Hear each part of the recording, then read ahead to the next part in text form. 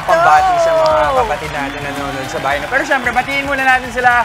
Good morning, mga kapatid! January 12, mapya, mapita sa mga kapatid natin dyan sa Maguindanao. Bright and shining morning ang hatid natin ngayong Biyernes. At inunahan na natin, may mga nakamamanghang light show agad tayo para sa ating mga kapatid. Agaw eksena, agaw pansin. Talaga naman kapag nakita mo ito sa isang event ay mapapahinto at mapapanood ka talaga. Ibang level yung talent. Ang husay at saka iba din siya ha. In person, iba din yung dating niya at ang ganda rin sa TV. In fairness talaga. Diba no, Mau? Yes, super agree. Tulad ng sinabi mo, napatigil tayo at napanood talaga. So, kasi sobrang nakakamangha at saka tama, Dims, alam mo, kung talent lang din naman, ang ating mga bisita, truly world class. Kaya sigurado, marami sa mga bata nanonood sa atin ngayon, naaaliw talaga. Hindi ba, Justin? Tama ka dyan, Maui. Alam mo, kahit tayo, mga seasoned performer, di ba? Wow! Naaliw sa kanilang mabang malakas. Ayoko na lang mag-talk. At saka hindi na nakulat sa script yun. Naisip na yun by himself. Hindi, pero sa totoo, sa kanilang promise na may magpa-perform, ang kanilang mga itatanghal, laging visual and performing treat yan. Ano yung bet mo doon? Ano yung pinakagusto mong part, Justin? Ang pinakagusto kong part. May mga good morning kapatid. Good morning kapatid. May peacock, may peacock pa sila. Ay, nako. Ako gusto ko yung naging fairy siya. Tsaka yung parang may tubig. Di ba, Maui? Nagustuhan natin. Nakakatakot si Mami Chiki. May pa-quiz eh. Isang malaman kung ano yung paborito mo eh. Meron din silang paborito, for sure. Silang mga nanonood, kayo mga nanonood sa bahay, di ba? Ano pa yung nagustuhan nyo doon? Talaga namang napakalaking treat para sa inyo na manood ng ganito. Di ba? Parang pangbungad nyo. Yes, Actually, marami sa inyo nagme-merienda na sa pang-agahan. Pero ang sarap, ano? Yan po itinatawag nilang modern circus. Yan. At para kwentuhan pa tayo niyan, kasama natin ngayong umaga ang amazing Legato Visual Performing Arts. Yan ang kanilang tawag. At si CJ Chongson po ang kanilang project manager.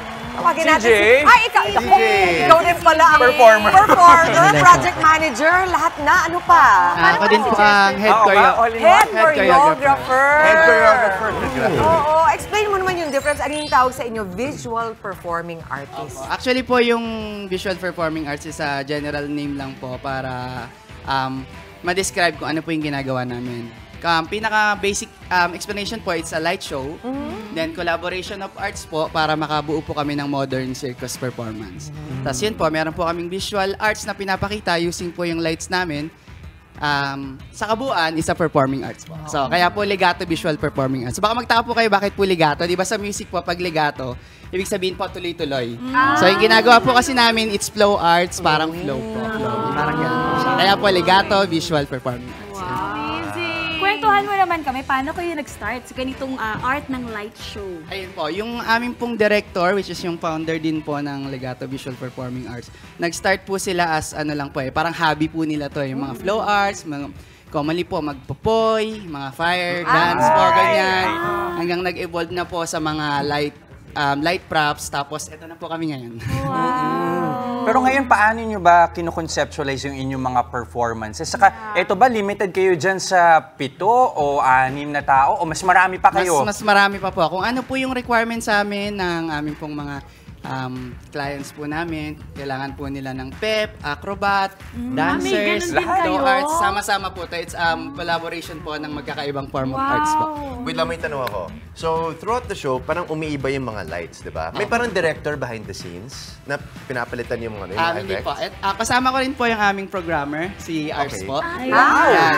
Na-performer din? Opo, na-performer din po. So, ito po, yung mga props po namin, pinoprogram po siya. So, mag-rehearsal po kami. Doon po sa rehearsal, ibibase niya po based sa choreography and musicality. And sa theme po ng kung ano man pong event, tapos ipoprogram niya po ito manually. Tapos bago po kami mag-start, meron po yung remote. Iko-cue, tapos lahat na po siya ilaw on point. Pero yung remote, ano, isang pindot lang ba? Isang pindot lang po ito. Isang pindot lang po. Tapos kailangan sundan na lang. Throughout the show na. Palagay ko kailangan yun na extra miyembro. Pero pa, season performer nga, di ba? But I want to know, so apart from this, apart from Legato, ano yung mga pinagkakaabalahan niyo pang iba? Ayan po. So kami po, meron din po kaming magkakaibang day job. Ako po, theater actor po ako. Meron po tayong mga admin-related work po, mga admins. Meron po tayong mga virtual assistant. May mga ganyan po. Meron po silang magkakaibang day job din po aside from doing this. Kasi passion po and at the same time, way of living na rin. Shoutout sa mga bosses niyo. Naka-leave ba kayo today? Sana nakapag-leave kayo, ano? Yeah. Pero alam mo, sigurado kung mahal na mahal nila yung ginagawa nila na passion talaga. Kasi di ba madilim? Pero nakikita natin lahat sila nakangiti. Oo. Hindi, ano ba ang... Tanong na natin yung mga girls. Hi, what's your name? I'm Anja. Anja. Anja. Oo. Ano naman ang ginagawa mo during the day? Yung iba pang pinagkakaabalahan mo? Busy po sa bahay and sa mga dogs po. Ay, dog mommy! Meron ka na bang kids din? Or fur Wala pa. babies? Fur babies muna. Ano naman ang nakukuha mo? Bakit pinapanood kita? Ang laki-laki ng ngiti mo kahit hindi nakikita sa dilim. Bakit? Parang feel ko lang po yung yung moment po kada performance para mas maganda po yung lahat po ng performance and choreography mas Hindi, parang feeling mo nasaan ka kapag nagpa-perform ka? Parang ano yung ini-imagine mo? parang nasa other world. Totoo naman din, totoo. Gets. Can we get daw sample ng flow performance nyo? Kasi, Flow. Oo. Ano ba yung flow performance niya? Yung flow mula doon hanggang kay Jester, One di of ba? our basic Talaga po ba? sa flow Talaga. arts, ito po yung isa sa mga wala pong ilaw. Na basic po na magpapakita ng flow arts. yan. Or Okay, prop sige, manipulation. tingnan natin. Ay! Uy! Teka lang Galing! Oh my God! Uy, ang galing ah. Oh Alam my mo, God! As a parang magaling ang programmer, program yun. hindi lang siya sa keyboard magaling yung kamay niya. Ano? Sobrang galing Kuya Musay! Ay! Alam mo, Galing! hindi lang ako ang pinakamagaling sa listahan ko. Okay, si Jess naman. Si Jester naman. Gusto ko tinutulak mo siya. Try mo naman. Huwag na mabasa. Uy, ang galing! Galing, ano? Paano mo ginagawa yun? Galing, ano. Oy, Jester, pero teka, ha? Nakukuha ng Wala na. Hindi! Wala. Hindi niya magawa. Ano ginagawa? Game. Physical art po siya, so it takes time to practice din. Kaya natin to in 2 minutes. Yun. Magaling si Jess. Hindi mo kaya. Walang imposible. Imposible daw. Paano Thank you CJ? sa tiwala. Oo, paano ko yung party nila is during the day at hindi kayang padilimin? Meron din ba kayong mga ganong klaseng mga... Yes po. Ayun po yung pride po na meron yung legato na separate po sa ibang other competitor na nagla-live show din po. Kasi regardless po kung wala pong lights, meron po kaming flow arts na kayang ipakita. It's the skill po, not the lights. Wow, ang galing talaga. Skill. It's so true. I think secondary na lang yung lights. It's really more kung paano nyo binubuo. Kasi tama yung pangalan yung legato kasi you flow as one. Yes. Oo, ang galing. Saan namin kayo pwede pang makita, mag-perform? Ayan po, usually nagpe-perform po kami sa mga live events, sa mga corporate events. Kung gusto niyo po kaming kuhain sa mga birthday, weddings niyo po. Pwede din. Ayan po, Tamang-tamang wedding. kontakin niyo lang po kami sa aming Facebook page, Legato Visual Performing Arts. Yan po. Ayun. Ayan, maraming salamat. Legato Visual Performing Arts, napakahusay. Yes. O mga kapatid, let's light up our day. Tara na't salubungin ang araw ng may ngiti at pag-asa. Ako po, si Jess De Los Santos. Mainit na yakap po para sa lahat. Extra special hugs lalo na finally Friday. Yay! Yes, it's Friday. Good day ahead, kapatid. Ako po, sa Dimples Romana. Sulitin na po ang last day of the work week. You have to keep the fire burning lang po, mga kapatid. Stay inspired at motivated. Ako naman po, si Maui David. Ang nakikita mga kapatid para sa ating weekend. Magiging okay ng weekend to para sa ating lahat. Kaya naman, itodo na natin at samahan namin yung paboritong morning kasalo. Ako po si Justin Quirino. At syempre, mauna sa ating mga balita sa frontline sa umaga, mga mainit na update sa ilang pangyayari sa loob at labas ng bansa. Ako po si Chiki Roa Puno. Kaya naman ang masembati namin sa inyo, mga ate, kuya, nanay, tatay, lolo at lola. Good morning, kapatid! Okay, ito na. Ilatag na natin sa kanila kung ano yung magiging flow ng ating programa today. Di ba, Justin? Yung flow natin, Jess, is speaking of event, no? Hindi kompleto ang mga ganap kung walang pagkain. Ang recipe to success ng nakilala naming catering business, ibabahagi natin sa Kitang-Kita. At pagkatapos naman pong kumain, maghugas ng mga pinagkainan. Yan at ang iba pang household chores, papaano nga ba ituturo ng fun way sa ating mga anak? Pag-usapan po natin yan sa Working Mom.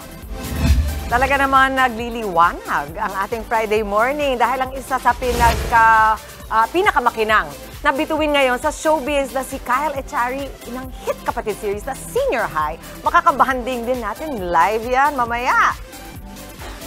Ito naman, one of the brightest love teams sa bansa. Muling makikipagkulitan sa atin ang kinakikinigang tambalan ng isa pang kapatid series na Pira-Pirasong Paraiso.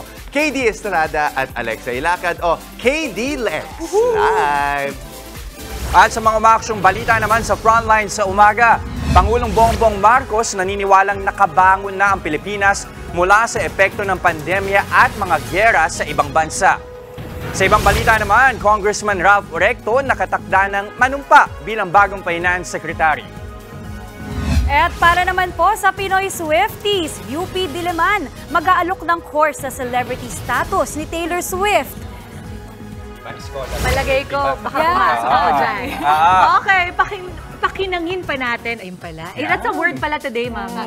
Pakinangin ang ating mga ngiti. Malay mo, kayo na po ang manalo sa ating Kagumokha Ko Selfie Contest. Basta nood lamang po dito sa Good Morning Kapatid Selfie while watching. Tsaka naman po i-private message sa aming official Facebook page. That is Good Morning Kapatid. Mas pang malakas ang selfie, aba mas wagi. Ang mapipili po naming Selfie King or Selfie Queen or Selfie Kids of the day. Sa pagtatapos ng show, magwawagi ng 500 pesos worth of load. Kaya naman Kagumokha, go and selfie na! Ano kaya gimmick nila ngayon? Baka nakapatay yung ilaw na. Ayan na. Tuloy-tuloy lang ang pagtutok mga kapatid. Magbabalik ang inyong paboritong kasalo sa umaga. Good morning, kapatid!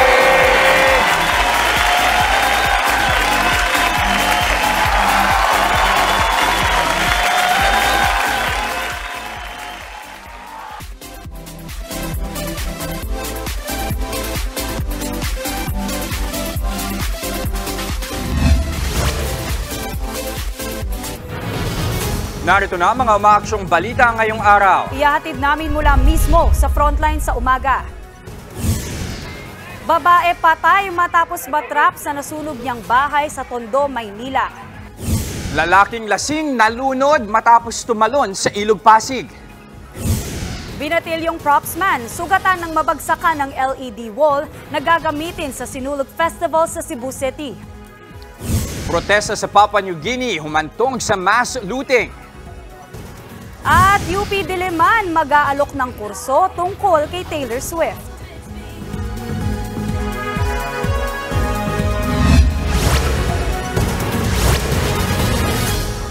Patay ang isang babae matapos matrap sa nasunog na bahay sa Tondo, Maynila. Ang biktima, sinubukan pa raw sagipin ng mga kapwa residente. Nasa frontline ng balitang yan, si Hannibal Talete. Kanya-kanyang bit-bit na maisasalbang mga gamit ang mga residente ng Barangay 250 sa Tondo, Manila. Kasunod yan ng malaking sunog sa lugar kahapon. Mabilis na kumalat ang apoy dahil gawa sa light materials ang mga bahay. Ayon sa barangay, nagsimula ang apoy sa bandang gitnang bahagi ng barangay. Kasi yung bahay na pinagmulan, wala yung mga magulang katrabaho, mga bata lang naiwan. Hindi malaman kung naglaro yung bata ng apoy o yung sa kuryente. Isa naman ang nasawi matapos na matrap sa nasusunog na bahay. Binalikan pa raw ng ilang residente ang biktima pero nakita nilang bumagsak na ang sahig ng ikalawang palapag ng bahay niya. Isang 22 anyos na dalaga ang namatay. Na-suffocate na. Yung flooring nila bumagsak, nahulog siya. Nag-aapoy na ilalim. Namatay yun. Hindi rin nakaligtas sa sunog ang bahay ng kagawad na nasa bungad lang ng barangay.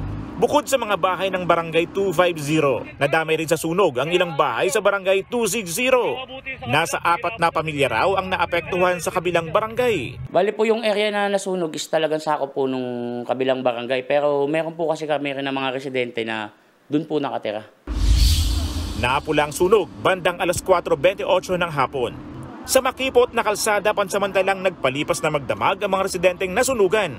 Patuloy ang investigasyon sa sanhi ng sunog at halaga ng mga nasirang ari-arian. Nagbabalita mula sa frontline, Hannibal Talete, News 5. Sa Maynila pa rin, patay ang isang lalaking lasing nang malunod matapos subukang lumangoy sa Ilog Pasig. Nasa frontline ng balitang yan, si Dave Abuel. Wala nang buhay ng maiahon ng mga tauhan ng Philippine Coast Guard ang lalaking yan sa bahagi ng Ilog Pasig malapit sa Binondo Bridge sa Maynila kagabi. Kinilalang biktima na si Jonathan Pava, 33 anyos at isang construction worker. Kwento ng pinsan ni Pava, nagiinuman sila nang mag-aya ito na lumangoy sa ilog. Pinigilan daw nila ito pero sadyang mapilit si Jonathan. Ayon sa pinsan ng biktima, ilang minuto rin palangoy-langoy si Jonathan pero nang tuluyan siyang lumubog, dito na sila nagsitalunan sa tubig pero bigo silang mahanap ang biktima. Doon na po sa gitna eh. Doon na po kami nagtaka na malapunta pa siya doon. Kala po namin babalik siya agad dito. Kaya pagtalong po namin ganun, pagpunta namin doon wala na po siya. Mag-aalas 10 na ng gabi nang ma-recover ng mga diver mula sa Philippine Coast Guard ang bangkay ng biktima. Ayon naman sa Manila DRRM office, bukod sa lasing, posibleng masyadong malakas ang agos ng tubig kaya nalunod ang lalaki. Tingin ko pwede yung condition ng Pasig River talagang po yan maburak po talaga. Kaya kahit sino po talagang dyan, mahirapan po pag nalubog sa burak po. Nagpaalala naman ang lokal na pamahalaan ng Maynila na peligroso ang pagligo sa Pasig River. Yung Pasig River na yan, masyadong maburak nga po, kaya hindi po talaga pinagbabawal po ng lungsod na gawing liguan po yan.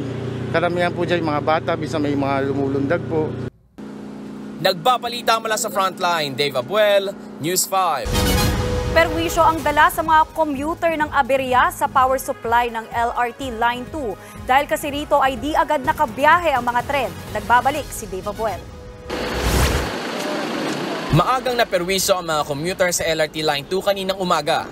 Biglang nag-abiso ang tren na maaantala ang pagsisimula ng kanilang operasyon. Nagkaroon daw kasi ng problema sa power supply. Pansamantalang hindi nagpapasok ng mga pasahero. Kaya ang ending, hindi agad nakasakay ang marami gaya na lang dito sa Recto Station. Kabilang sa naperwisyo si Amber Santos. Bababa dapat siya sa Katipunan Station pero dahil sa aberya ay siguradong late na siya. Nagpasya siyang mag-jeep na lang. Kanina po nagawa ko magantay pero ngayon po hindi na po ata. Opo, kailangan na po talaga umalis. Kabado ring di makaaabot sa duty ang nursing intern na si Sharin. Maaga pa naman daw siyang gumising kanina pero hindi daw niya agad nakita ang advisory. Kung may panawagan man po sa management, yun nga po yung mas maaga po or prior na advisory po. Kasi dami din pong mga pasahero po Alas 7 na ng umaga nang maayos ang problema sa power supply. Muli na rin pinapasok sa istasyon at pinasakay ng tren ang mga commuter. Sa isang statement, sinabi naman ni LRTA Administrator Hernando Cabrera na isang isinaayos na transformer ang nagkaproblema. Dati raw nasira sa sunog ang nasabing transformer taong 2019. Naayos na ito noong nakarang linggo pero muling nagkaproblema kagabi. Nagbabalita mula sa Frontline, Dave Abuel, News 5. Sa disgrasya na uwi ang pakikipagkarera ng isang grupo ng mga lalaki sa Pampanga. Ang insidente nakunan pa ng video. Nasa frontline ng balitang yan si Gary De Leon. 5, 4, 3, 2, 1! Nagtatawanan pa ang grupo na ito habang humaharurot ang sinasakyan nilang SUV nitong linggo sa barangay San Jose, Guagua, Pampanga. Tila sinusundan nila ang isa pang SUV.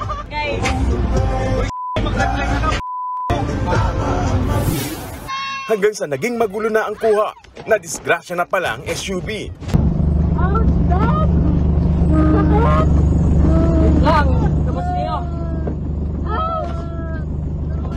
Sa kuha ng CCTV ng barangay, makikita kung paanong sumalpok ang sasakyan nila sa railings at poste ng isang tulay matapos umiwas sa dalawang truck. Rumusponde naman ang ilang opisyal ng barangay. Pagdating namin dito, nahulog po yung sasakyan dito. Ano itsura ng mga tao? Yun nga, wala naman pong yung isa lang babae, yun lang ang medyo grabe. Nakita namin dito, pagdating namin, nakaulog dun sa taliban. Wala po silang nasabi kung kasi sila, parang nasyak yung mga tao Agad na isinugod sa ospital ang dalawang babae at tatlong lalaki na sakay ng nahulog na SUV. Ang isa sa kanila, nabalian sa binti. Wala pang pahayag ang mga biktima. Ayon sa mga opisyal ng barangay, tila lasing ang mga biktima nang mangyari ang disgrasya. Nangangamoy siguro yung lang, hindi naman sobra. Parang nakikipagkarera sila Kaya lang ito pong namin, tulay dito sa highway, pang 2 lane lang. Kaya lang yung daan medyo maluwag. Nung parang hinahabol yung kasama nila, isang poste ng cable at internet ang nawasak dahil sa insidente. Nasira rin ang mga signage ng tulay at naputol ang ilang linya ng kuryente. Nagkaputol-putol ang mga puno at iba pang halaman matapos araruin ng isang UB Express van na nahulog sa tabing kalsada sa Libmanan, Camarines Sur. 13 ang sugatan sa aksidente, kabilang na ang babaeng ito na napaupo na lang habang nakahawak sa sugatan niyang mukha. Ayon sa Libmanan MDRMO, galing Naga City ang van na papunta sanang Libmanan. Sa inisyal na investigasyon, nakaidlip daw ang driver hanggang sa mawalan ito ng kontrol at tuluyang mahulog sa tabing kalsada. Patay na po, patay na. Dead on the spot naman ang rider na ito matapos pumailalim sa truck sa bayan na Mabitak sa Laguna. Kinilala ang rider na si Jaymar Moralde. Ayon sa Mabitak PNP, nag-overtake ang motor sa sinusundan truck. Nang bigla ito sumemplang matapos may masagasaang bato sa daan. Doon na siya nasagi ng truck at nagulungan. Nakakulong na sa Mabitak Police Station ang truck driver na si Richie Pamintuan. Kinasuhan siya ng reckless imprudence resulting in homicide and damage to property. Nagbabalita mula sa Frontline, Gary De Leon, News 5. Bumagsak ang isang LED wall sa kasagsagan ng rehearsal para sa Sinulog Festival sa Cebu City. Napuruhan ng isang binatilyong propsman matapos iligtas ang isa sa mga dancer. Nasa frontline ng balitang yan, si John Aroa. Halos maiyak sa sakit ang binatilyong yan habang nakaupo sa gitna ng Cebu City Sports Center. Todo alalay sa kanya, mga rumisponding medic, nabagsakan pala siya ng bumigay na LED wall para sa Sinulog Festival. Ayon sa Cebu Provincial Government, nagpa-practice ng sayaw ang isang grupo nang bumigay ang mahabang LED wall. Napansin daw ng 17 years old na biktima na mababagsakan ang isa sa mga dancer, kaya itinulak niya ito palayo. Pero sa kasamaang palad, siya ang napuruhan. Sabi naman ng pamahalaang lokal ng Cebu City na siyang organizer ng event, bumigay ang kinakapitan ng LED dahil sa lakas ng hangin. Nakausap na raw nila ang contractor nito na kinuha ng Sinulog Foundation. It's already being addressed. The injuries are going to be taken care of by the contractor, and then as well as of course they promise that they will have a better foundation.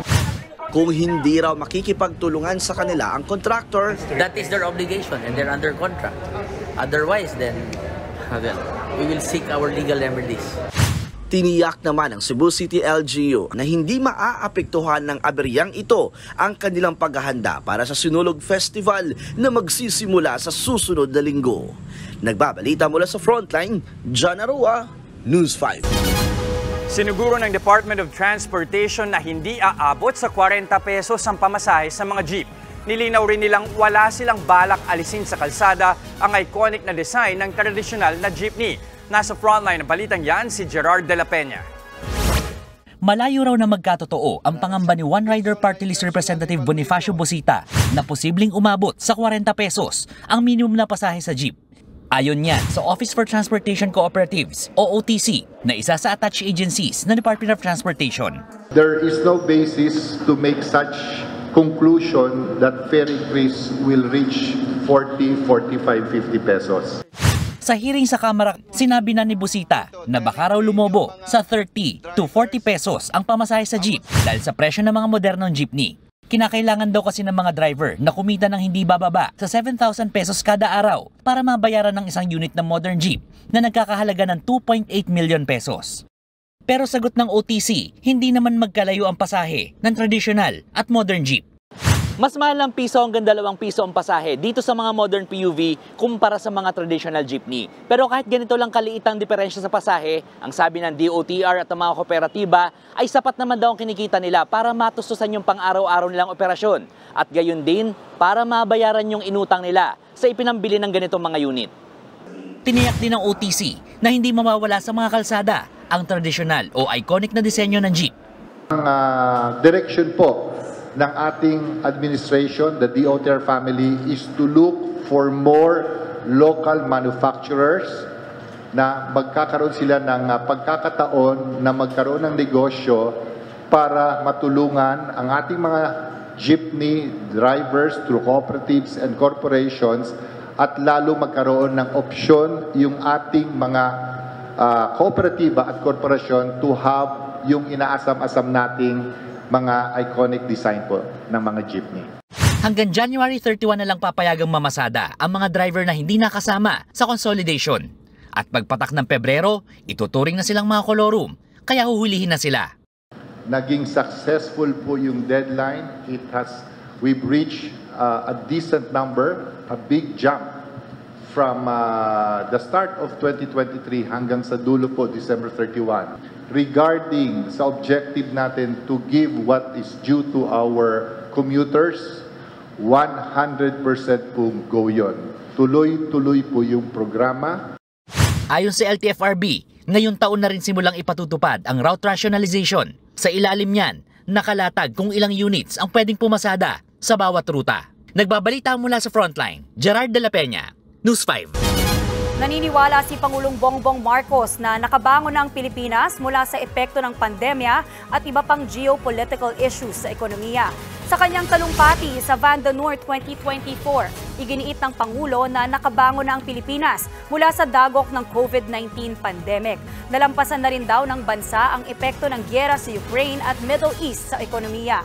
Katunayan, tinataya raw na isa ang Pilipinas sa mga ekonomiyang pinakamabilis na lumago sa Southeast Asia. Pero tiniyak naman ng Pangulo na kinukonsidera nila ang mga pandaigdig na mga issue na posibleng makaapekto sa bansa pagdating sa paglatag ng mga polisiya. That the Philippines has, I could say, gotten back on its feet from the reeling effect of the pandemic and the subsequent shocks that we suffered from the Ukraine war and now from the conflict in the Middle East.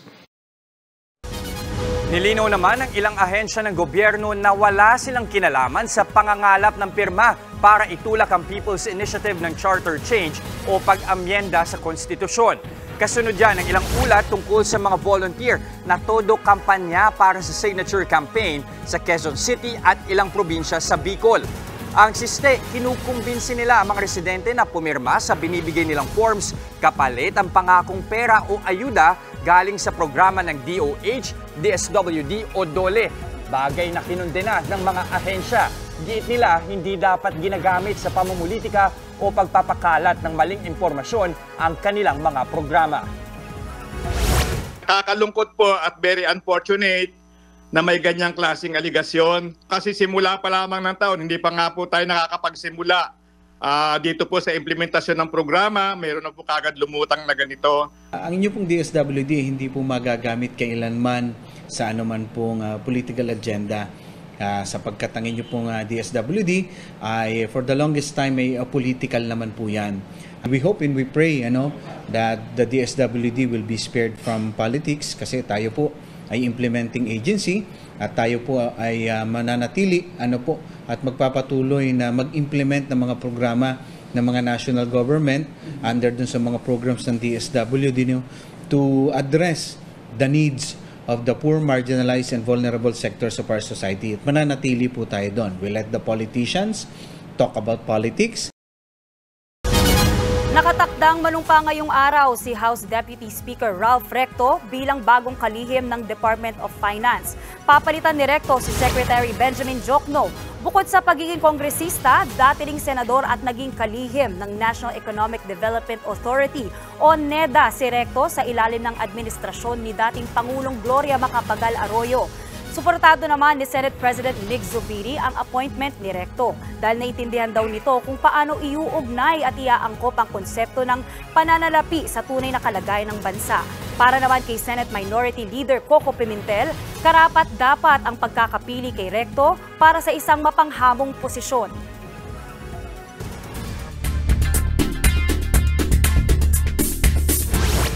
Sa pulso video ang talamak na nakawan sa Papua New Guinea. Sa footage, makikita ang paglabas-masok ng mga tao mula sa isang gusali. Nangyari ito sa gitna ng malawakang protesta ng mga pulis at miyembro ng public sector dahil sa kaltas sa kanilang sweldo. 15 tao na ang namatay dahil sa mga riot. Ayon sa Prime Minister ng bansa, magpapaabot ng tulong ang gobyerno sa mga negosyong naapektuhan ng looting at arson.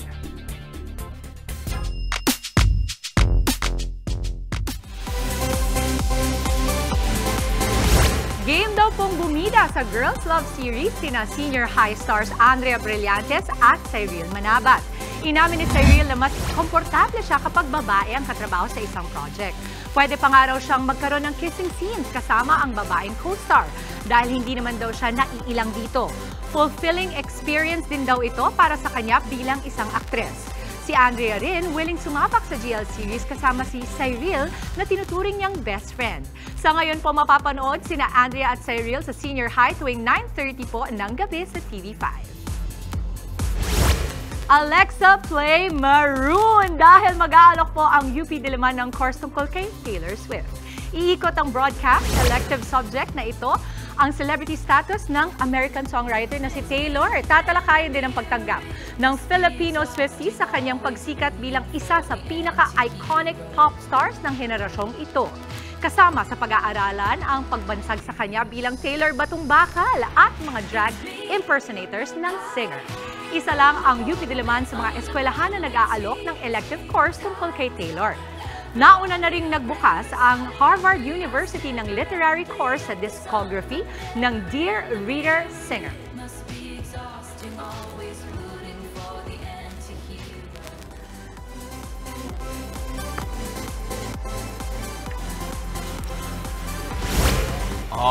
Titake niyo ba yun? Kung meron kayong elective course, ilang units kaya yun? 3 units siguro. Titake niyo ba? Siguro mga 3 units, ano? Oo. Pwede, no? But that's so interesting, Parang first time ko nakadinig ng ganun. Pero siguro sa mga Swifties, hindi nila kailangan mag-enroll sa course na yun, eh. Sila na magtuturo? Sila na magtuturo. Yung mga taga-UP na magtitake nun, hindi na scholar ng bayan ng tawag sa Swiftie ng bayan. Swiftie ng bayan na yan. Ang cute nun. At ito na po, mas paniningingin pa natin ang ating morning dahil mamaya may kulitan tayo kasama ang isa pang nating world-class talented artist, Senior High Pride, Kyle Echari, live!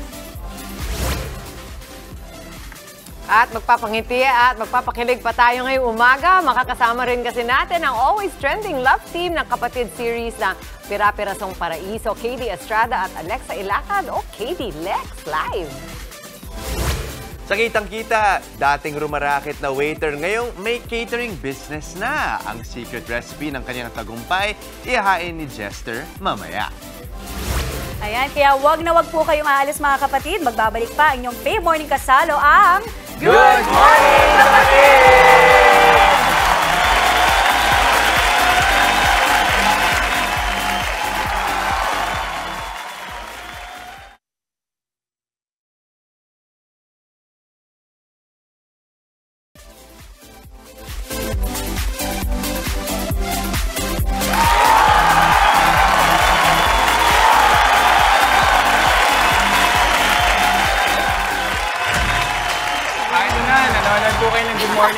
Alam nyo mga kapatid?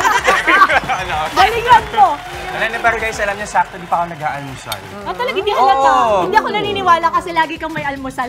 Pero sabi ng Shanghai. Uy, favorite mo, Papa Dips. Ang galing mo ron. May pansit dyan. Ito yung pinaka-awkward na acting skit na ginawa ko ever in my life. Dahil sinimulan ko. Kami na ni Mami Chiki, line na natin. Kami, dessert na. Eto pag pinagkakitaan mo tong term na to, patay ka sa akin. Valedictorian, salamat for inviting. Alam nyo, maliit na bagay. Maliit na bagay yung mga ganitong papiging. Pero teka, bilang valedictorian, alam nyo ba, meron akong patrivia sa inyo. Alam nyo talaga yung producer natin. Alam nyo ba na ang nagmamay-ari ng catering business na ito, dating umi-extrang waiter. Yan ang ating ibibida dito sa Kitang-Kita.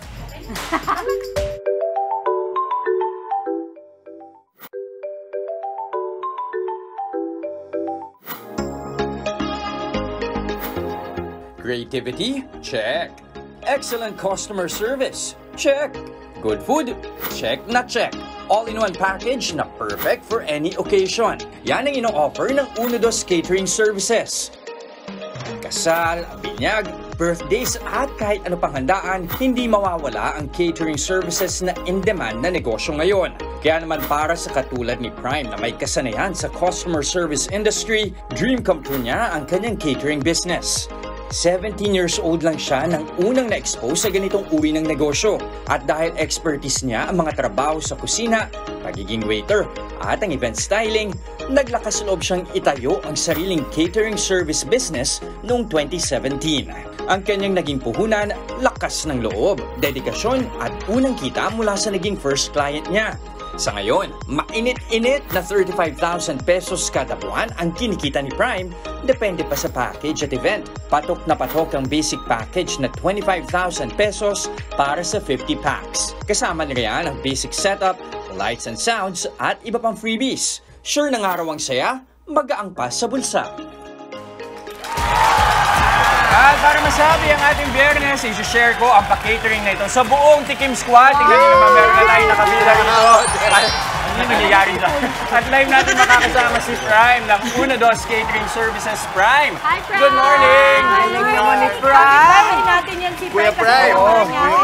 Salamat naman. Si Jester, nagbigay o good. Alam mo, Diyos ko, kain lang kayo. Pero Prime, kamusta ang holiday season? I'm sure medyo busy ba? Busy ang week. Kamusta ang negosyo? Ayos naman, sir. Lumalaban. Okay. At Kuya Prime, paano naman nabago ng Uno Dos Catering service ang buhay mo? Kasi dati nag-extra ka na mag-waiter, diba? This must be very big for you. Yun, ma'am. Nabibili ko na rin yung gusto ko. Ibibigay ko yung mga gusto ng family ko. Yun. Tapos, bukod doon, syempre yung part ng business, yung mga staff ko, nabibigyan ko sila ng extra kita. That's right. Gusto ko lang i-point out yung kaibahan ng mga laman ng mga plato namin, ano? Medyo kasi yung Chiki Roa po na. Medyo salad yung laman. Yan tawag dyan, balanced diet. Oo. Ano tawag dito, Kuya Prime? Creamy coffee jelly. Yes. Creamy coffee jelly, pero salad. Salad. Diet. Pero ano ba ang specialty ng Uno Dos Catering? Ano yung mga kadalasan yung inihahain? Roast beef in Italian sauce. Yes. And then sa tangon bisado, meron din po tayong roasted sesame dressing ng ano po sir, ng grilled chicken with teriyaki sauce. Wow! Pwede. Gusto ko lang sabihin na kaya hindi ako nakikikain kasi naka-prayer fasting ako. Ayun. So dahil kapitbahay kita, Kuya Prime, tatawagan kita. Saka may baon. Yes, ma'am. Oo, baon mo. Bukas kainin mo. Pwede ka mag-take home. Diba? Eto, ma'am. Ayun, yan na. Sabi ko sa'yo. Ano mo kay Prime, di ba kasi ikaw nagsimula ka na bilang server, waiter, ganyan. So, ano yung pinakamahalagang tinuturo mo sa mga servers mo? Ano yung importante sa service pagdating sa catering? Guest service po. Ano ibig sabihin nun? Ma'am, mas pahalagaan po natin yung kliyente natin. Kasi sila rin po yung nagbibigay sa atin ng pang-araw-araw nating kita. Bukod sa pag-aalaga sa kliyente, dapat laging malinis yung siniserve natin. So yun, pinapalaging malinis. Ano pa yung mga tip mo? Yung mga lagi mong pinapaalala sa mga server mo? Huwag niyong kalimutan. Ano? Yun, huwag kalimutan. Yun, laging neat sila, malinis yung presentable po sila. Pag humarap sa guest. Tapos yun, alalay ay yung mga utensils, lagi pong malinis. Talagang yung linis talaga ang bibigyan ng halaga. Oo, alam mo, malaking bagay yun ha. Pag pinag-usapan kasi natin, pag sinasabi ni Kuya Prime, isipin mo parang simple bagay siya. Pero kapag ikaw customer ka, kumakain ka, isa yan sa mga tinitingnan mo una. Diba pagka kumuha ka ng bagong tinidor, ito kasi hindi bago eh. Pag ginanon mo, titingnan mo kung malinis siya ng maigi. So, kasi bukod sa sarap ng pagkain, syempre hygiene, tama yun. Yes. Pero alam niyo din, marami sa mga kapatid natin, medyo na-intimidate pag yung idea ng pagpapakater, isipin nila magastos. Pero pre, magkano ba yung kailangan nilang i-budget? Anong smallest amount na pwede na? Sa 25,000 po nila, may 50 packs na po sila.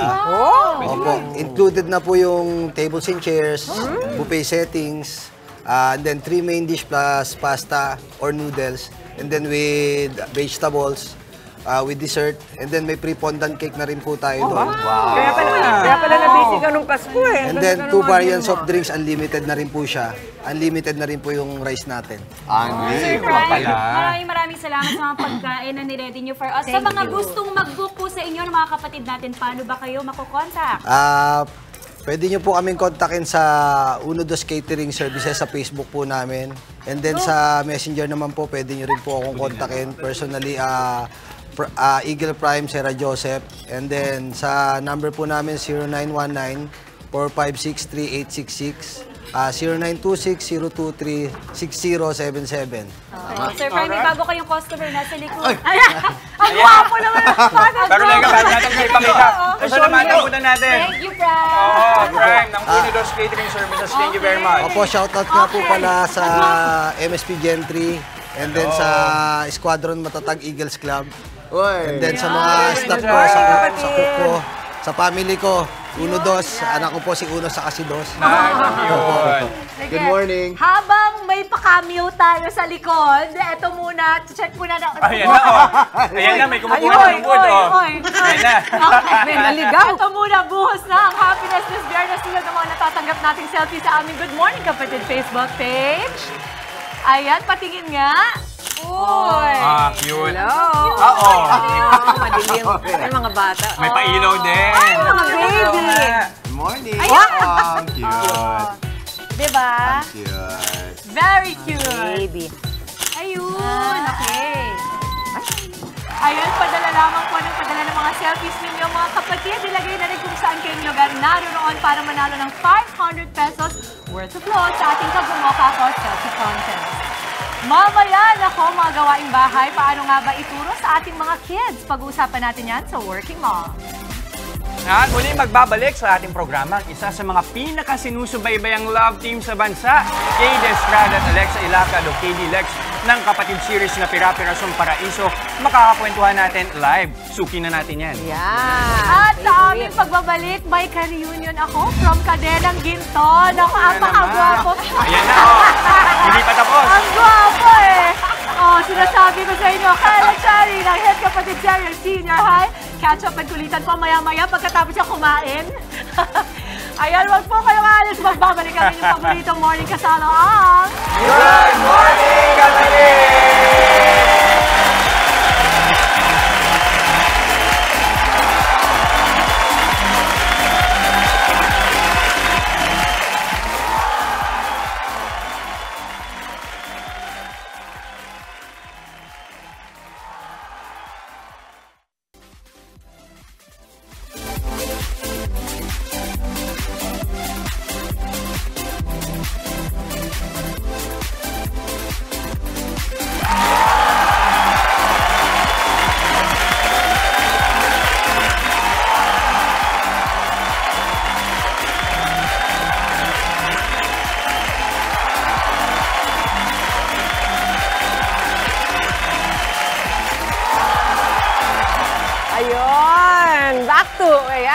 Back to Good Morning Kapatid. Nagkakasiyahan kami dito. Excited na pasilip na natin kanina.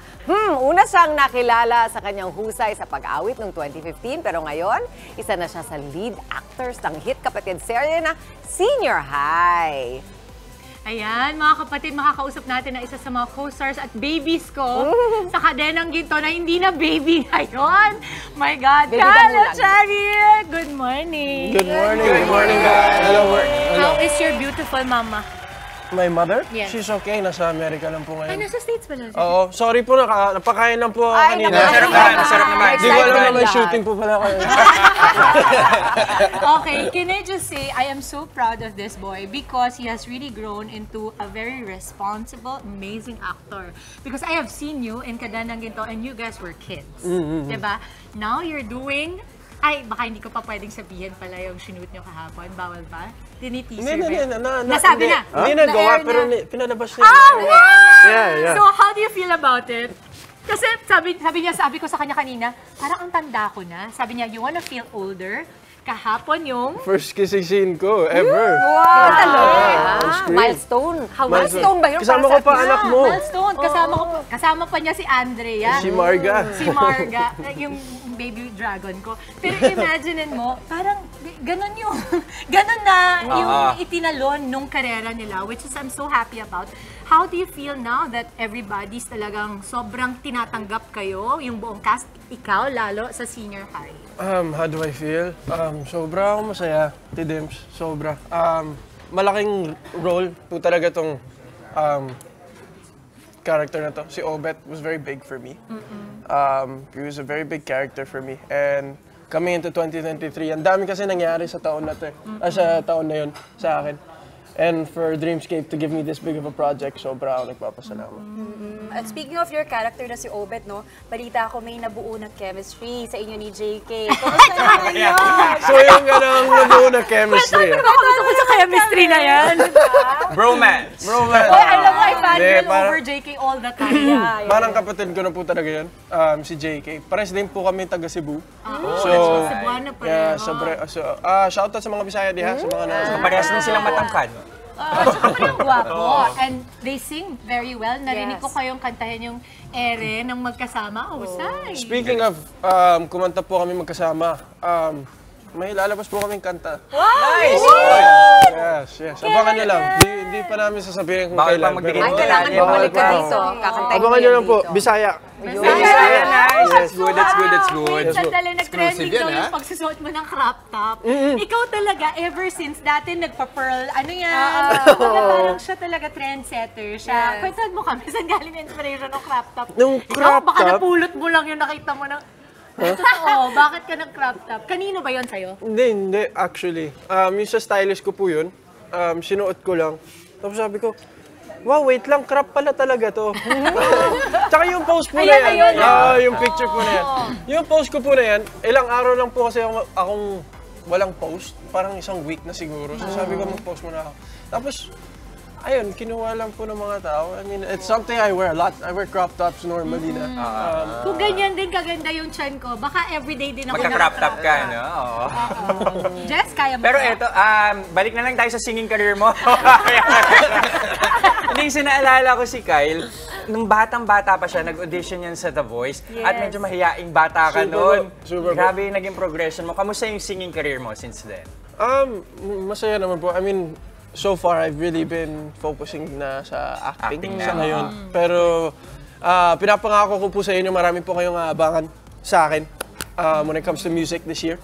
May naayos po akong album na hopefully lalabas this year. Pero marami din po akong mga nasulat. Ayan na. Speaking of music, pwede ba pa-sample? Makahirit ng sample dyan. Konti.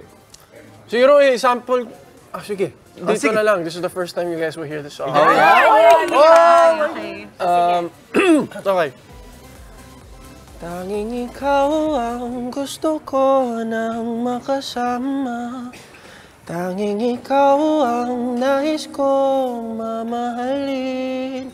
Pagkapikit ng aking mata, ikaw lang ang nakikita. Yun na.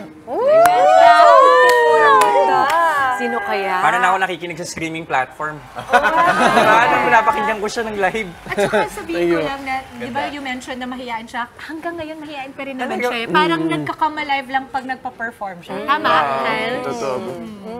Siyempre, everybody says, di ba, enjoy the moment, nandito ka sa rurok ng iyong career. Pero I can't help, gusto kong malaman, kunyari, tumingin ka 5 years from now, where do you see yourself?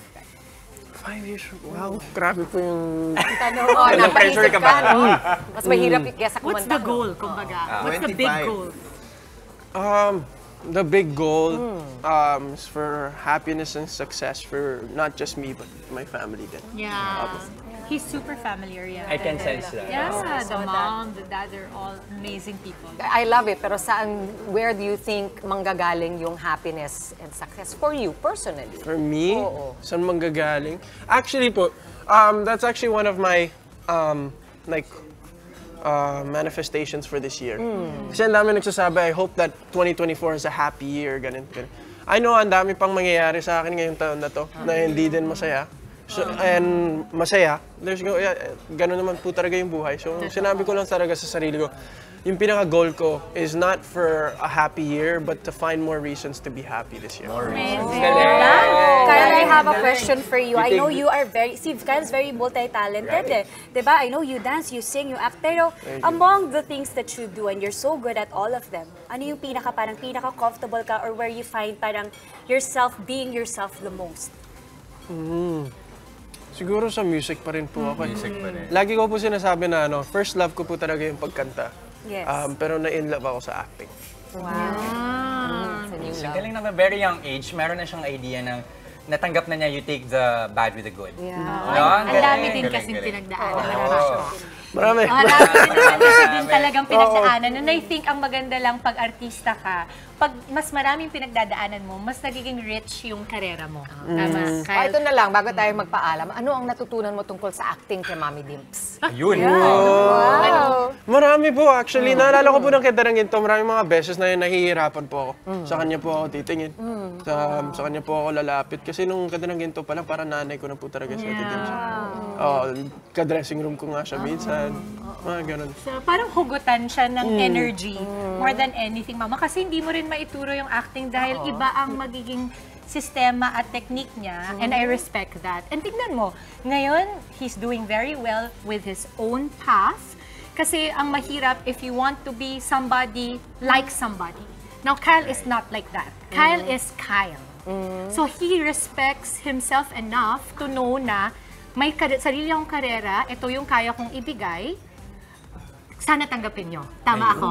Tama ako, Kyle? Ganon siya. At tinatanggap naman. Ay, super! Diba? Super! Kasi, totoo. The more authentic, I guess, the more accepting people will be of you because you're authentic. Wow. Kaya naman successful iiyak po pala tayo sa umaga. kasi naman magkasama kami nito ka-dressing room kasama mami niya So yung kwentuhan namin ng nanay niya, iba. Iba. Okay. Ito na nga, huling 2 linggo ng senior high. Yes po. Ibitahan mo naman ang ating mga kapatid, ano bang dapat nilang abangan? Abangan niyo po, actually, sabihin ko lang, tonight is going to be a very, very big episode po. Very, very big episode. Abangan niyo lang. Last night was a big episode for us. Our highest and all-time concurrent viewers. Kaya maraming salamat po sa lahat na nanood. So ayun mga kapatid, matatapos na ang pag-iisip at panguhula. The truth will come out. Kaya samahan nyo kami sa huling 6 na gabi ng senior high. Sa direksyon ni Direk Onat Diaz, Direk Andoy Ranay at Direk Rico Navarro. Senior High, The Ender to Remember. Gabi-gabi, 9:30 p.m. sa TV5. Maraming salamat, Note 4Dians.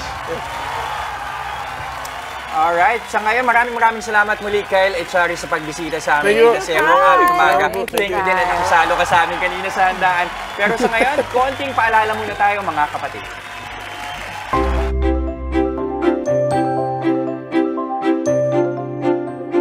Thank you, Lord, for the blessings those trials bring. Deep inside I can see your face. It is there I belong. Magandang araw! Samahan niyong muli ang buong tropa ng Dimery Foundation sa ating pag-iikot upang magbigay ng saya, ng pag-asa sa ating mga minamahal na senior citizen dito sa Barangay Bakungan, Puerto Princesa, Palawan.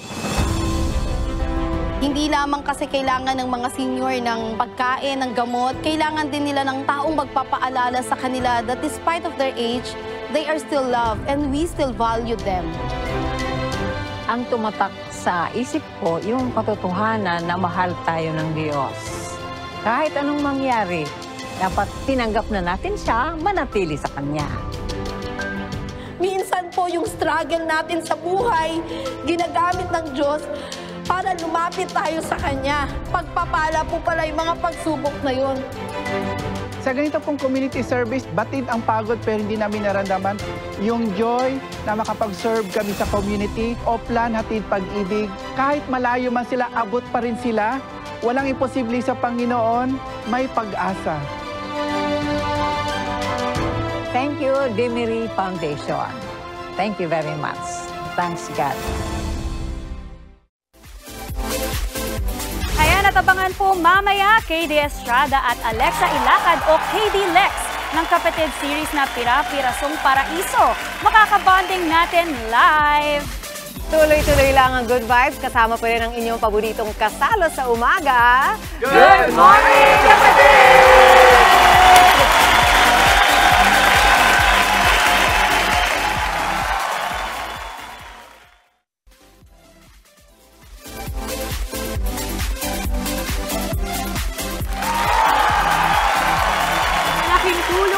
Working mommies ang magkaroon ng katuwang sa pag-aasikaso sa bahay. Mas mainam pa kung ito ay mismo ang mga kids natin. Tama yan. 3 po yung sa akin eh. Marunong sa household chores at nauutusan. Paano nga ba natin dapat turuan ng gawaing bahay ang ating mga chikiting? Yan po ang hatid namin sa Working Mom.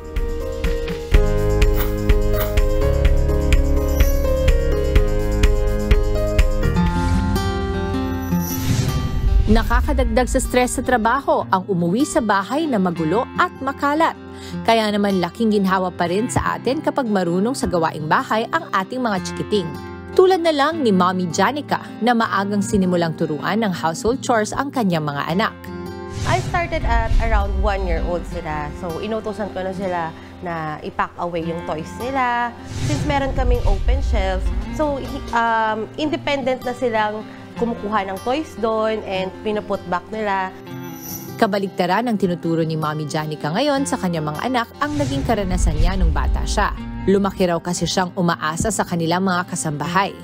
Sa family na Grace sa akin, very spoon-feeding kasi sa akin. So, naging late bloomer ako. College ako, hindi pa ako marunong magsaing, hindi ako marunong yung mga gawaing bahay. Nakaka-proud daw bilang mommy na ang 3-year-old niyang anak na si Usher at ang 1-year-old son niyang si Shotty ay marunong na ng mga simpleng gawaing bahay. Pack away nila yung toys nila, yung dirty clothes nila, lalagay nila sa laundry, alam na nila yun sa hamper. Then yung mga pinagkainan nila, alam nila ilagay sa sink. Aminado si Mommy Janica na hindi naging madali ang pagtuturo niya sa mga gawaing bahay. Nahihirapan ako turuan sila because of their short attention span and sometimes di sila nakikinig and kailangan mo habaan ng patience. Pag hindi sila sumusunod, which is very normal naman, and hindi ko sila ipe-pressure. Kasi ayokong magkaroon sila ng negative relation dun sa salitang chores. So kung ayaw nila, i-guide ko lang sila. Nakaisip din daw ng paraan si Mommy Janica para mapadali ang pagtuturo niya ng household chores sa mga bata. So meron kaming practical life skills na activity kung tawagin. So dun sa, para siyang tinuturuan ko sila for the day, pwede silang magpunas. So slowly ko silang ini-introduce. So nagpupunas sila, nagwawalis sila, nagmamap sila. Yun yung mga activities namin bukod sa mga playing and teaching mga numbers or reading, bukod sa education, parang important for us na ma-expose din sila sa mga life skills at a young age. Bilang mga magulang, dapat tayo ang magsisilbing modelo ng ating mga anak. Kailangan nating simulan hanggat sa kusa nila itong magaya. Bibigyan ko sila ng mga child-size tools, like yung naliliit na mga map. May nabibili ng ganon, yung talagang real life na pwede nilang gamitin. Kasi syempre, mas effective nilang magagamit kaysa paggagamitin nila yung pangmalalaki na. Kalat mo, linis mo ang #1 rule ni Mommy Janica sa kanilang household. Every time na pag may natatapon, slowly, natatrain na sila. Kahit di ko na sila ini-instruct, marunong na sila. Kasi unang-una, ang chores is a responsibility or of every person in the house. Ibinahagi ni Mommy Janica ang ilang sekreto to make household chores fun para sa kanyang mga anak. Tip #1 is start them young. So, yung iba kasi sinasabi nila na, ang bata pa masyado, parang 1-year-old, 2 years old, hindi pa yan nakakaintindi. Yun yung parang ina-underestimate ng mga most parents, yung anak nila na hindi nila kaya. No, kids are very capable kapag if you let them. #2, make it fun. Huwag nyo i-pressure, huwag kayo masyadong mag-strive for perfection.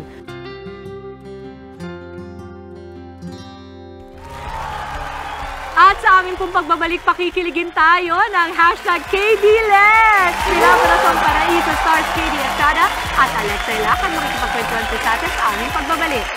Tuloy-tuloy lang ang happiness ngayong umaga. Dito pa rin sa inyong Happy Morning Kasalo ang Good Morning Kapatid!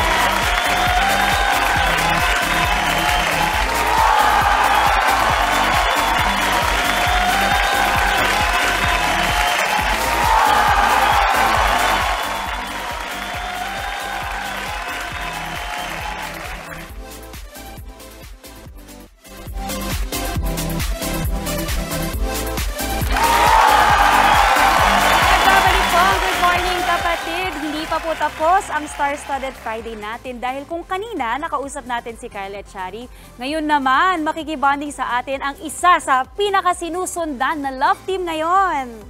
Ayan, tama ka dyan, ma. Parang kasi may sasabihin ko. Akala ko ako pa rin eh. Kaya pala. Kaya ako na to, ha? Akong bahala sa'yo. Eto na po ang #KDLex, KD Estrada at Alexa Ilacan ng Pira-Pirasong Paraiso. Oh, good Can you say it, Joss? Pira-pirasong paraiso. Pipi. Sabi niya kasi kanina, pirapraso, piraiso. Piraiso. Pero itong dalawa suki na to. Suki na to sa morning show natin. Ang fresh ni Alexa sa bagong hair. Alam mo, this hair reminds me of the X-Men. Kamukha pa niya. Pwede. Okay, so, kamusta naman? Grabe. Parang tanda tuloy na. Siya yung girlfriend ni Cyclops. Ayan. Okay, nagiging Ariel na lang. Ariel na lang. Little Mermaid. Pagka-age kasi kami. Wow! Rawi, magkape ka muna. Okay, wait. Kayong dalawa, kamusta yung pagganap ninyo sa Pira-Piraso? I know it's such a big thing now. Inaabangan. Alam mo sa bahay namin, lagi silang nakatutok. Lagi si Ate V, favorite niya yan. Eh, maselan yun ha. May mga shows akong hindi pinapanood ni Ate V. Hindi, totoo. Kung kilala niyo si Ate V ang aking ate sa bahay, home agent. Siyang boss din po sa bahay. Siya ang boss ko. Siya rin ang critic. So, ibig sabihin, husay na husay siya sa inyo. Saan pagganap niyo doon? Ang dami ko pong natutunan. Actually, for me, it's one of the best teleserye experiences. Kasi despite the story being so mega heavy, kabaliktaran yung nangyayari po sa set. Sobrang saya. So, ang saya na ganun yung balance namin sa work. Kasi naman din yung mga director nyo, Direk Raymond, Direk Rick, chill pareho. Charlie, lahat sila. Tawa na tawa. Charlie, sino pa? Loisa po, tsaka Denise. Yun. Anong biggest take-away nyo dun sa teleserye? Lalo yung mga karakter nila, nasa part ng media industry. Yung kanila pinoportray. So, ano yung biggest take-away nyo? For me naman po, always tell the truth even if it might hurt others because it's better to know the truth, you know. Instead of having a comforting lie, you rather have a hurtful truth. Galing nun, lalim ha? Bigat nun ha? Ang 11. Sorry, it's quite early. Pero alam mo, napansin mo ba yung mga bata natin ngayon, malalalim sila magsalita. Kasi katulad ni Kyle kanina, di ba? Iba na talaga yung henerasyon ng mga artista ngayon. Mga malalalim na rin talaga. No? At speaking of yung pag nasa set kayo, kinukwento nyo nga na mabigat man yung mga eksena, pero behind the scenes, ano ba yung mga most memorable experiences nyo on and off the camera or on air? Madami po kasi halos lahat po ng eksena namin sobrang bigat. Yung panay iyak na lang. Pero kagaya nga po ng sabi ko, kabaliktaran yung nangyayari off-cam. Minsan tinatawag na kaming baliw ng mga staff. Kasi pagkatapos namin mag-iyakan, mamaya, pagka-cut, sobrang parang mga baliw lang po kami. And grabe yung samahan na kahit hindi na kailangan umiyak sa eksena dahil ramdam namin na pamilya kami.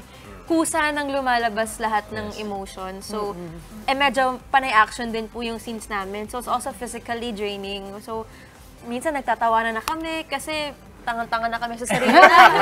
Yung mga ganun po, parang nagiging playtime na siya for us. Yeah, grabe yung chemistry ng mga leading ladies eh. Kasi I see them, I just watch them, they're all crying, tapos biglang tatawa pag cut na. And it's, they're so happy. I think also you get tremendous support from your veteran actors. Kasi I see these are A-listers ha.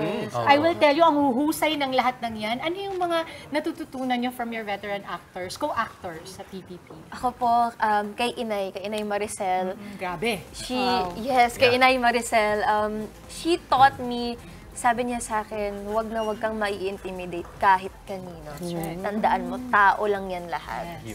Kasi ramdam po niya yung grabe akong kabahan and grabe ako mag-doubt sa sarili ko. So she saw that, she got that vibe from me. Tapos yun po yung tinuturo niya na, anak, wag yan ang ikakasira mo. Pag hinayaan mo na pangunahan ka ng takot mo, ikaw yan o, ikaw si Alexa. Ginaganon po ako ni Inay. So after noon, parang tumaas po yung confidence ko sa sarili ko and yung support ko sa sarili ko na, kaya mo to, ikaw nga si Alexa. Sabi si Inay na nagsabi niya, no? So yun po. Ako naman po, well, since yung mom ko dito sa serye ay si Tita Snooki Serna. We have a lot of emotional scenes together and she taught me na to be more open, to be more vulnerable in front of the camera. Kasi minsan, madaling maging conscious kasi ang daming nasa likod ng camera. There's a lot of people watching. But you just have to be present in that scene. You have to really feel that this person, you're in the scene, is your mother. And you're talking to her, you're confronting her about something very serious. Grabe to be getting those words.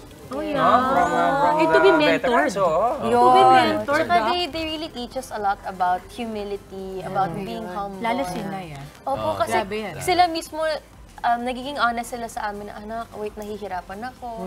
Kumukuha rin po sila ng support sa amin. So we feel just as important as well. So ang dami po talaga naming natututunan. Sobrang blessed po kami. Ano the best part about this? Tingin ko, in the long run, kayo na yung magiging mentors ng mga bata. Ipapasa nyo rin yan. It always starts with kung ano yung kinalakihan ninyo, kaya ipapasa nyo rin yan, di ba? Yeah, like Tita Boots to me. Tita Boots Anson. I'm curious. Kasi ito si Dimples, parang grabe lahat ng mga nakatrabaho mo, parang meron kang inuuwi lagi, meron kang bawal. What is it like para sa inyo na ayan, para kayong nasa isang bubble, kayong, grabe na nga yung naging closeness ninyong mga magkakakas, no? Pag alam nyo matatapos na ang isang project, what is it like, Alexa? So, mahirap po talaga siya kasi there's that separation anxiety. So, kaya sabi namin, mapapansin niyo po yun yung group chat, wala lang nagre-reply. Ayun yung pinaka-masama. Pero sinasanay niya yung sarili niyo. So, slowly, mag-detach na, gano'n. Tapos parang tanggap mo na after promo, hindi na magtutugma yung schedules niyo. No matter how much you wanna make it work. Pero, sabi namin, kaming girls, kasi we have our own group chat, kaming sisters with Elise, Loisa. Meron po kami lang talaga. Sabi namin, because you know, we try to be matured, iintindihan namin yung isa't isa, and as much as possible, we will always try to see each other, make it work, dalawin ng isa't isa. So yun po, konting, we'll always meet halfway. Yeah. And I think important lang din that you realize, kasi ang dami ko na rin show na nakaganyan. Pero thankfully, kaibigan ko pa rin sila. Yes. At the end of the day, you have to learn how to love people in all of their seasons. Tama naman. Meaning, busy sila ngayon, Yes. support. Hindi dahil ayaw kanilang makausap, kung hindi dahil meron din silang buhay na Yes. Mas importante, hindi sila busy, down sila ngayon, support. Support! Speaking of which, yung season na ito ng PPP, magtatapos na. Pero I'm sure, marami pang dapat abangan sa inyo, inyong mga fans. Ano bang nakalaan sa 2024 for you guys? Well, our microfilm in Hong Kong, it just released last night on Star Cinema's Twitter. It's called YouTube. It's on Star Cinema's YouTube channel. The title is Toscoin. It's a microfilm and directed by Direk Cathy Garcia Molina. Nice. Alright! Saka syempre, singer din yung dalawa. So I guess music. Yes, more music to come. Yes, more music to come, of course. At Katie and Alexa, pasalamatan niyo naman ating mga kapatid na nanonood ng show niyo. Yes, of course. Maraming salamat po sa mga kapatid sa pagsama nyo sa amin simula Season 1. Ayan, on our last 14 episodes, abangan ang muling pagbuo ng mga piraso ng paraiso. Hatid sa inyo ng TV5 at ABS-CBN Studios mula sa production ng Dreamscape Entertainment, directed by Raymond Ocampo and Roderick Lindayan. Pira-pirasong paraiso ang huling laro. Weekdays 2 p.m., Saturdays 3 p.m. sa Kapamilya Channel, Kapamilya Online Live, A to Z at syempre po sa TV5. Maraming salamat po mga kapatid. Thank you! Thank you mga kapatid. Thank you very much. Thank you so much. Thank you. All the best. At ngayon po, may nanalo na sa ating Kagumoka Ko Selfie Contest. Congratulations! Grace David Gabalan, Maynila. Oy, ang ganda. I think ito ang pinaka-paborito ko. Jeff, kailangan mong gawin yun. Kailangan, gagawin natin yan. Okay, hintayin lamang po ang mensahe ng aming staff para maklaim ang inyong lot. And that is it para sa ating Light Up Friday. Isang makabulahang umaga ang nahitin namin sa inyong mga tahanan. Kita-kits pa rin po tayo sa Monday, mga kapatid. Enjoy lang ang araw at mag-spread ng good vibes palagi. Keep smiling lang, yan ang paalala ng inyong paborito kasalo sa umaga. Good morning, kapatid!